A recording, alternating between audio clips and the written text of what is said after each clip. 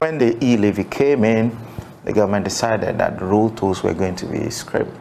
Okay, so, but even before that particular budget was approved, there was chaos on all our tolling booths. So my boss thought it wise that there was no need for a life to be lost before this happened. And we knew that the good parliament was going to, give us the approval. So he wrote that it should be suspended. Okay, road tolls were only suspended pending the approval of the budget.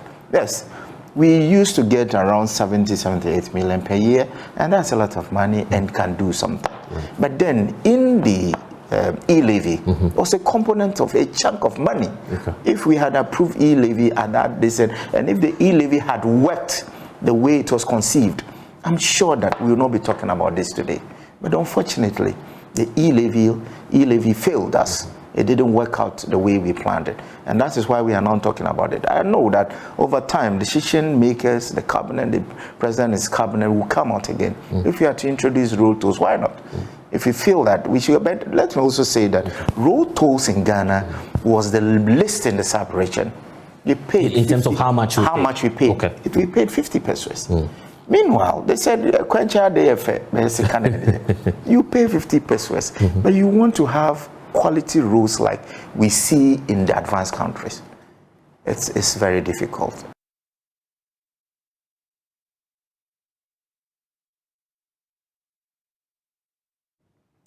Well, that is how we kickstart our conversation on the big stories this morning. And that all has to do with the road tolls, road and bridge tolls, to be specific. And you heard Deputy Minister for Roads and Highways there, Stephen Jalula, explaining away at why the road tolls had to be restored. But the question is, did we not see this coming?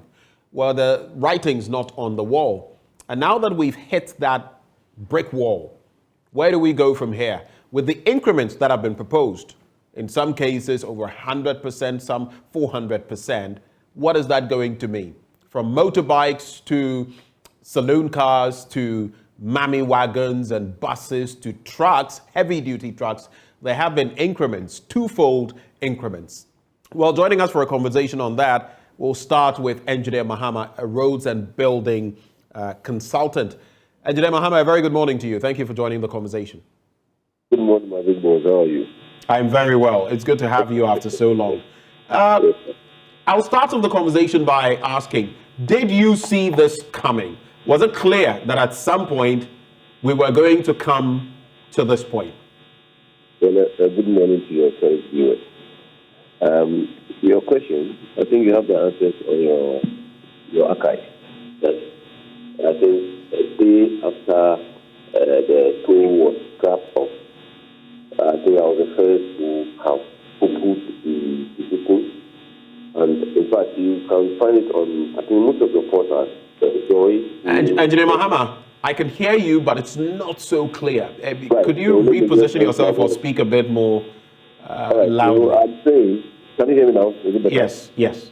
Sorry, I have some cold, so I'm managing it. Sorry about that. I'm saying that the question you're asking, you have the information right on your portal. Joy News, Joy TV, you have all my audio and videos on that. I think a day after the tools were scrapped off, I came out first to condemn it, and I stated emphatically that within a year or two, we'll come and then we'll bring the toll back. I was very specific that within a matter of less than 2 years, this toll will be back. And so I'm not surprised that it's been back. If you check my Facebook handles, if you check my Twitter handles, if you check your news items on Joy, you have it there. It was absolutely wrong to have scrapped it off in the first place. Whether we have e-levy or not, the toll system must remain. So I'm not surprised at all that we are back to where we are, where we left off. So the decisions that are taken in a haste must be reconsidered. In the next time we're about to take a decision, extensive dialogue has to be engaged. I mean, you have to engage the stakeholders who are into the field, do a lot of analysis, get them to buy into your idea before you bring a surprise to the citizenry.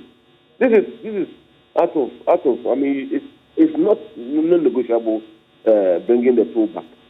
I have stated even in those projections I made that a couple of samples were taken after the toll was suspended, and I can say that 100 or so %, if not 99, the motorists that were interviewed after the release were a bit surprised. On the contrary, they were thinking that they were going to have an increment. It was amazing that that decision was taken by a caucus of maybe some members of government who came in with this idea of cabinet also. That's my initial submission. We cannot do without the tool. We cannot do without it. And I've emphatically stated, which was just argumented by the deputy minister yesterday in your studio, that we are the least who in the world, not in the sub-Saharan Africa, in the world, our neighbors, Burkina Faso to the north, Cote d'Ivoire to our east, to the west, sorry, and then our eastern side, I want to jump Togo and Benin and go to Nigeria. These three countries, I wanted to have one industry country amongst the comparisons I'm making. They are charging an average of 5 Ghana cedis for a saloon car. And you were doing 90% less, which was 50 pesos. And then those of us who are using a pickup and SUVs were paying 1 Ghana cedi. It was so low in terms of what our analysis suggests us to do. If you have, 34 or 38 toll in Ghana, and you are realizing 72 million Ghana cedis, which is equivalent to $6 million equivalent now with the 12 Ghana cedi rate. $6 million can only do about 2 to 3 kilometers of a stretch of a road. 2 to 3 kilometers. That is from Joy FM to like Tesama police station. If you are supposed to do a dual carriage asphalt binder concrete course where you are putting an asphalt on the road from scratch, it can only do about 2 kilometers. That's the whole amount of money we are realizing at the end of the year. It cannot even do the pothole patching improvements in the country. So I, on some portals yesterday, stated that we should be bold enough as a government to come out with a realistic price.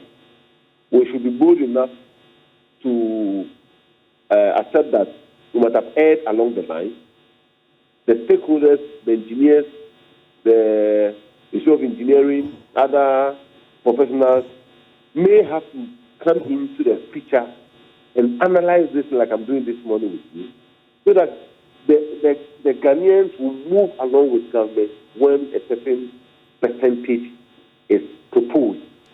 I'm thinking that the 88 average percentage is still very low.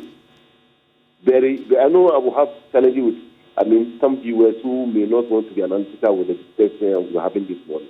A 300% increment would have been ideal. The saloon car should have moved to about 260 average.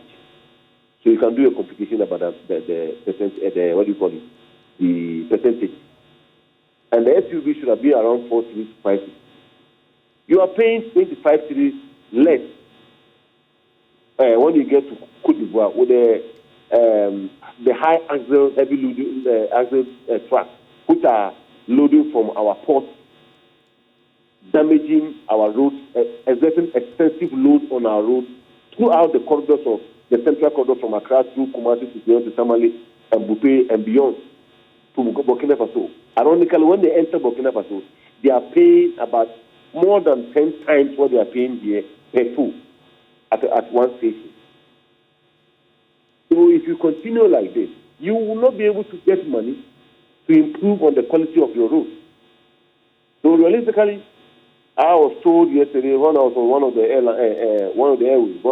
radio stations that I think they said it's a leaked document. If it's a leaked document at the time, then I think it's preferred that they should go back and do extensive consultation and come out with quite a reasonable figure. 2 cities for a saloon car, in my view, would be the best way to start. and then as we move ahead in the years to come, we may make some projections upward. But that is the part of what I'm proposing to Ghanaians maybe accept. I'm not part of government.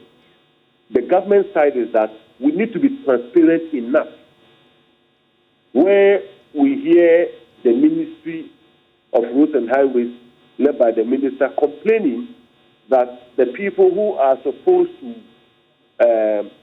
man our tools, the contractors who have been assigned the responsibility are under discovery. I mean, they are not accounting for the exact amount or averaging about, according to the minister's words, about 60% of the amount are being realized. Right. When you tell me that as a citizen, you are responsible to ensure that those people who are supposed to ensure that we get all the money account for it. So a quick interjection. So when you look at the situation where it was touted, and we heard the road and highways minister even at a point say that the toll booths would be retooled, some of them may be changed to toilets and all of that. First off, was that mere politicking, playing to the gallery to score political points? And secondly, you make the point that we're charging one of the lowest tolls across the world, if not the lowest. Considering the sub-region, considering our economic turmoil, does it make sense then for us to increase it by these margins on the back of the fact that the e-levy has been retained? Now, the argument was that the road tolls will be scrapped and the e-levy will come in and shore up revenue. The e-levy, according to Stephen Jalula, Deputy Minister for Roads and Highways, has failed. So this is going to be a double whammy then, because we're going to have the e-levy on board and the road tolls are going to be restored. And in many cases, per the proposal, it's going to be 100% increment. In fact, if you look at the outliers, you're looking at 400% in some instances. What do you make of these? Well, I don't know which are the ones which are 400%. So according to the Daily Graphic, the reintroduction will also come with an upward adjustment to the tolls by an average of 88.5%. That's the average, because some are about 100%, including outliers of 400%, the highest percentage increase, and 33.33%, the lowest increase. The details on the outliers we do not have, but that is what the Daily Graphic put out today. Whatever the case may be, even if it's 100% increments, okay, or 88.5%, as we're seeing it averagely, what that would mean is that people are going to have to come up with the e-levy whenever they transact and still pay road tolls as well. That is why I didn't want government to be linking the cancellation of the tolls to the e-levy. I mean, to bring the e-levy to come and replace it. You could do, because this e-levy system is being operated in Eastern Africa, Kenya, and the likes, where, in fact, the same signal was, government was giving a warning about the failure of this system in other countries because of the percentage. So I just want to put it aside. I want to just say that if it has failed, let it somewhere. Government should still go in and see how best they can readjust the figures there to make it a bit convenient for everybody to be okay in doing the transaction with the movement. I just want to put my emphasis on this tool specifically. That let's speak like Tuhum to Accra. You have a GP, RTU, and Protoa. They have their units. There are people who are standing by the roadside, advantage areas along the corridor, who are loading in the name of some of these transport unions. And they take, I'm just specifically like Tuhum to Accra. And you see some of these guys taking about 20 Ghana cedis per loading of a truck. Whether the car is half loaded or not, the buses, the small sprinters, and the urban, whether they are half loaded or not, this amount of money that these young gentlemen are taking along the roadside. How are we accounting for this money? If they are willing to pay 20 cedis at a loading junction or just at a snap point, I don't think we are far from paying a 5 cedis for an urban from the location. Like you see, when we talk about this 88% to 100%, whatever, 400%, fly whatever, you are just anticipating the figures from 72 million Ghana cedis to rise to within about 100. I think that daily graphic capture that aspect as well. I got 150. This is still woefully inadequate to even maintain our roads in the capital alone, just in the capital for a year. And like I'm saying, we need to be objective enough. Government has to be more open in the discourse.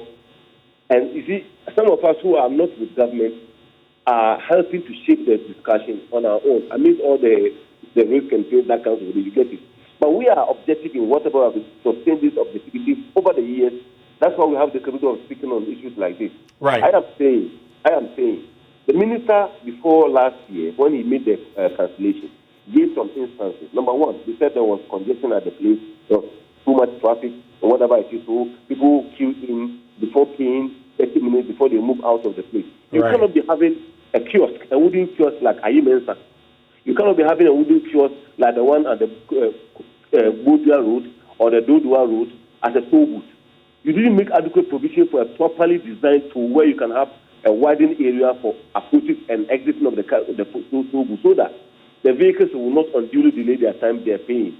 But we are moved from that side. We don't expect to have a physical edifice in the middle of the road for human beings to sit in and tow. Right. There should be gantries. We should have gantries as is being planted across the country where you have where you have a web camera. The cameras are posted up. If you only go to a toll area, you pass there, you see that there's a flashlight on your car after about 100 meters or 200 meters. Those cameras are supposed to capture every vehicle that is going across the toll. Right. Now you need to have these gantries there. Fortunately, government is engaging the national identification to synchronize all our data. So that's why when you want to register do your national identification, you are asked to bring your DVLA and everything as part of the synchronization system. When we are done with that, the DVLA must be tasked to be able to get every vehicle assigned to the owner. So when you are moving in this area, we have the electronic gantry working. You don't need to be paying physically at the site. Within a week or two, based on how they want to program their facilities, as I go past the gantry, the camera speak, and I get a prompt on my phone. Right. At the end of the week, I pay the money. Right, and that will be a way of facilitating the process so that we don't have to go through the queuing system, basically creating traffic and all of that. But hold your horses for me. Let me also bring in, because you mentioned the GPRTU, you mentioned Protoa. Let me bring in Samuel Amwa. He is Deputy PRO with GPRTU. Mr. Amwa, a very good morning to you. Good morning, sir. Thank you so much for joining the conversation. What do you make of this recent reintroduction, or at least the proposed reintroduction of road tolls and the amounts that we are seeing? Averagely, we're seeing an increment of about 88.5%. In most instances, about 100%. What do you make of it? Yeah, thank you very much, Ben. What I would say about this reintroduction of road tolls is that we, as an organization, transport organization, we are not against, bringing back the road tolls, because we know in every country there are road tolls that those are the money that they use to, fix, proper roads for us. And when we were paying the road tolls, the challenges we were having was that the monies we were paying, we were not seeing what the monies were doing for us, because our expectations was that we'll pay those tolls and our roads will be fixed. That is the main reason why, for some time ago, we were complaining. Okay, the minister came out that, they have taken the road tolls out because it causes traffic congestions, and, we also heard some time ago that there was some leakages, meaning there wasn't proper accountability when it comes to collecting of the road tolls.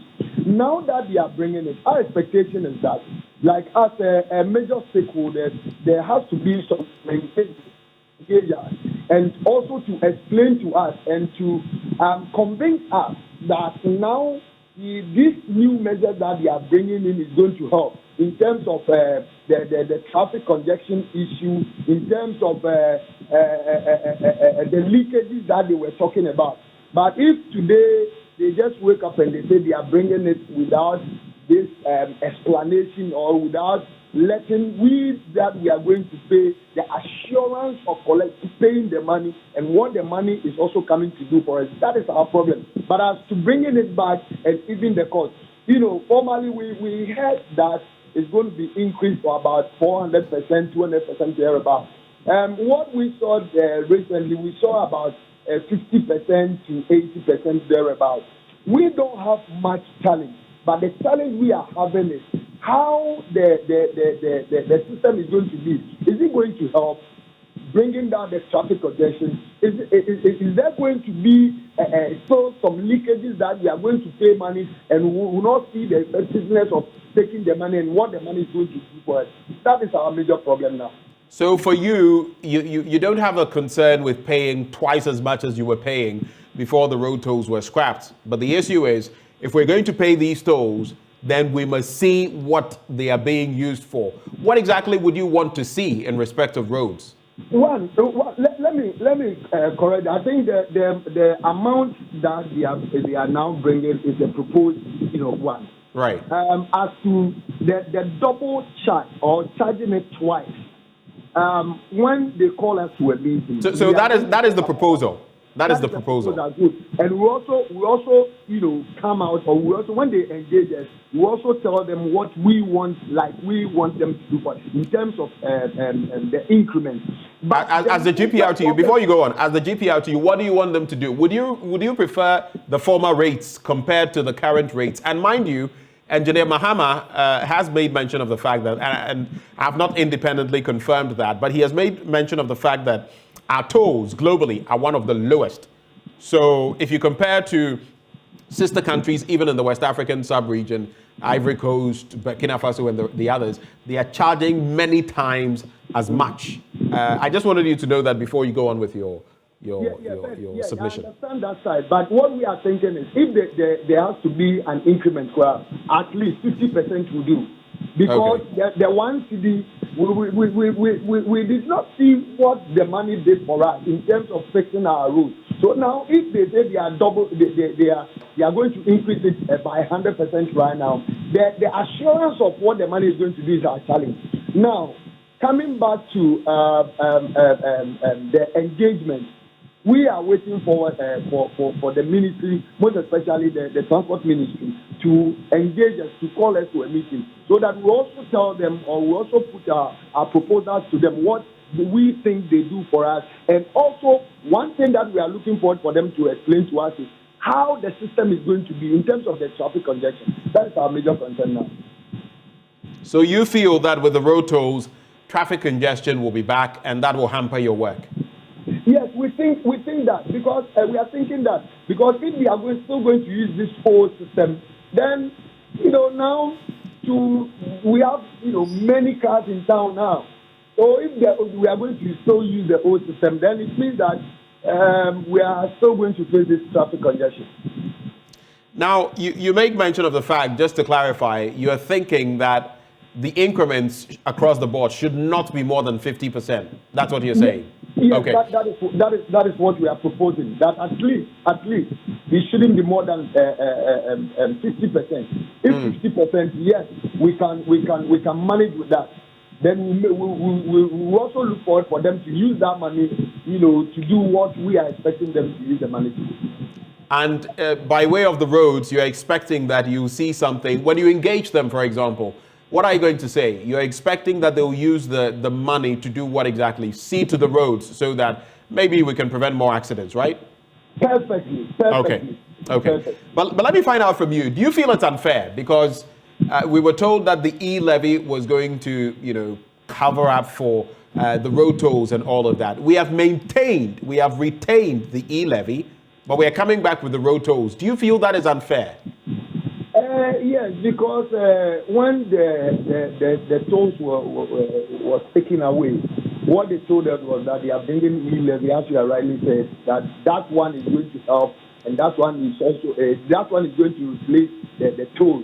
But now that the e-levy is there and the toll too is coming, it's a bit challenging. It's a bit challenging. That is why we are saying they should come out to explain this. When you are paying something and you get a proper explanation about what the amount that you are paying. That, okay, because of A, B, C, D, that is why things are going this way. Then the taxpayer will also, will not find it too difficult to us, too difficult to pay the money. But when it happens like, I am bringing in e-levy to come and take toll away. Now e-levy is there. Now you are bringing toll back. Then it means we are lost.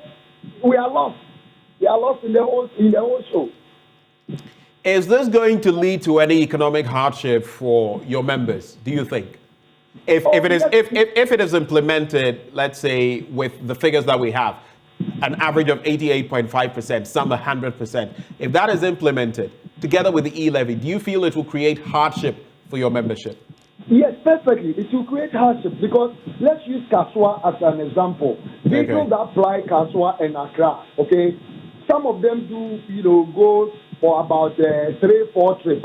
You go, you pay. You come, you pay. And now the cost of spare parts are high, lubricants are high, taxes now, insurance has increased by 30%. All these things, drivers are paying.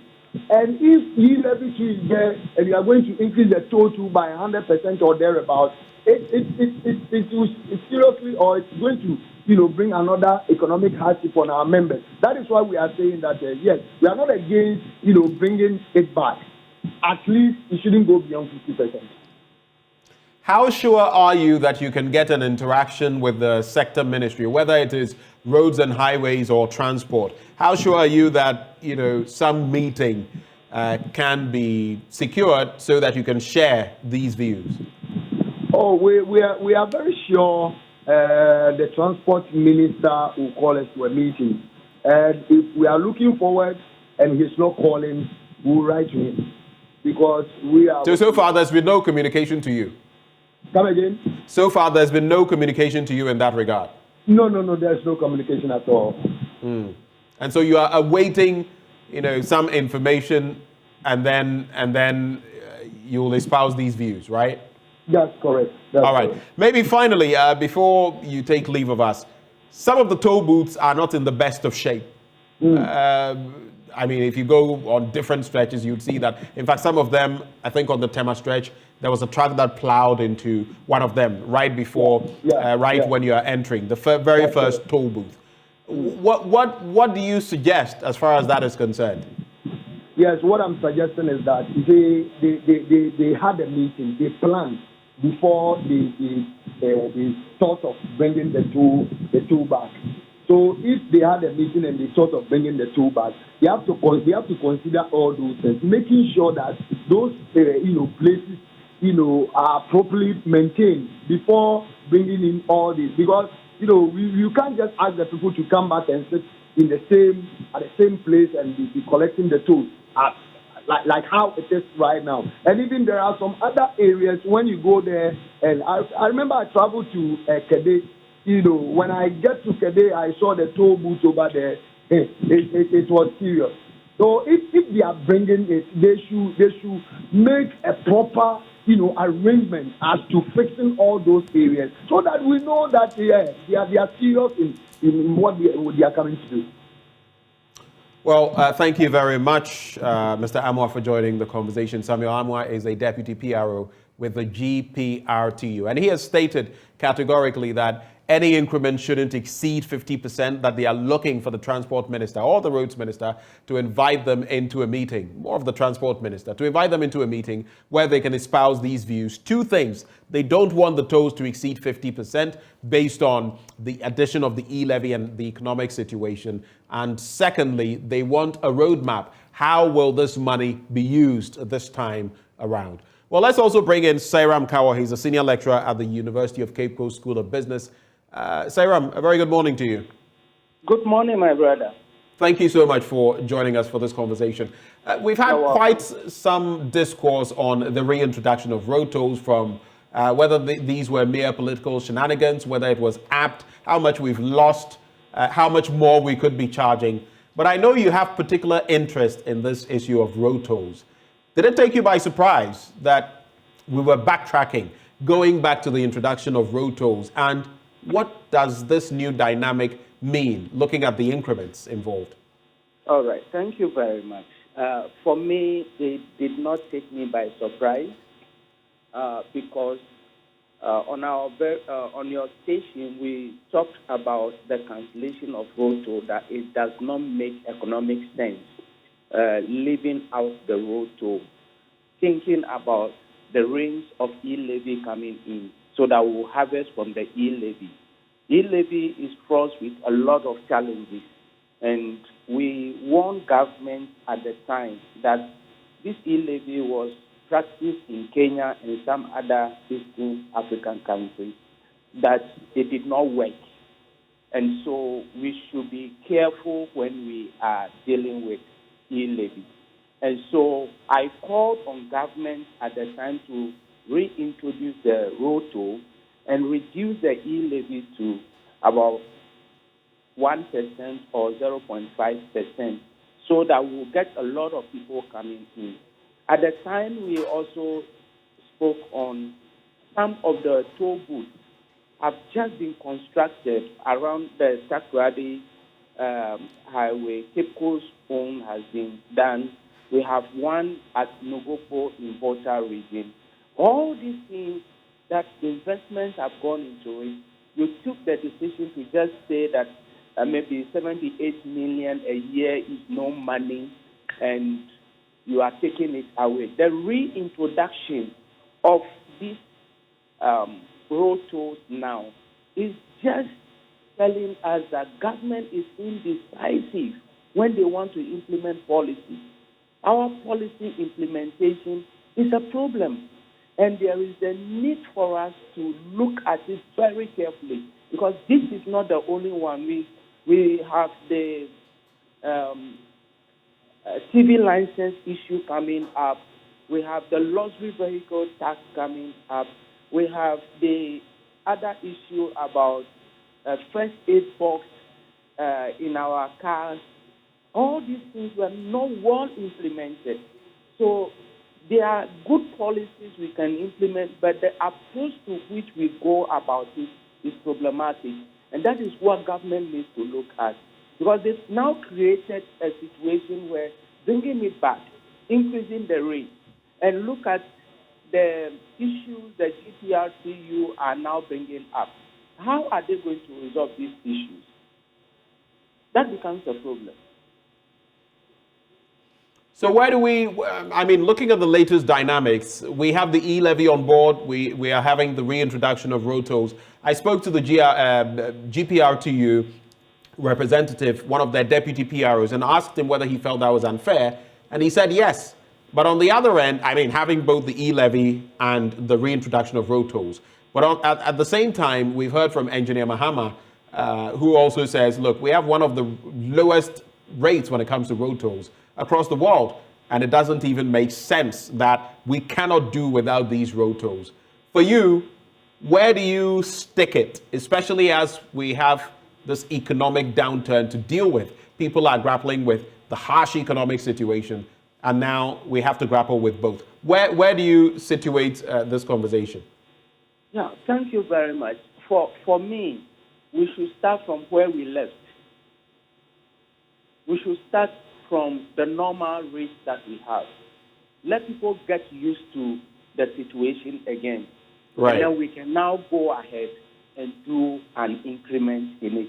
At the time, if it was increased by 100%, there wouldn't have been a problem. But we've cancelled it. And we've made people to believe that it is not necessary by giving reasons that are not tangible, that are not plausible.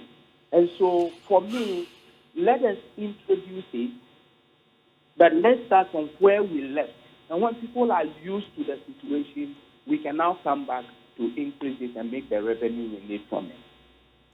Sairam, thank you so much for joining the conversation. Sairam Kawa is Senior Lecturer at the University of Cape Coast Business School. We also had, joining the conversation, Samuel Amwa, who is a Deputy PRO at the GPRTU. Engineer Mahama, I know you've waited patiently. In some 30 seconds, any wrap-up comments?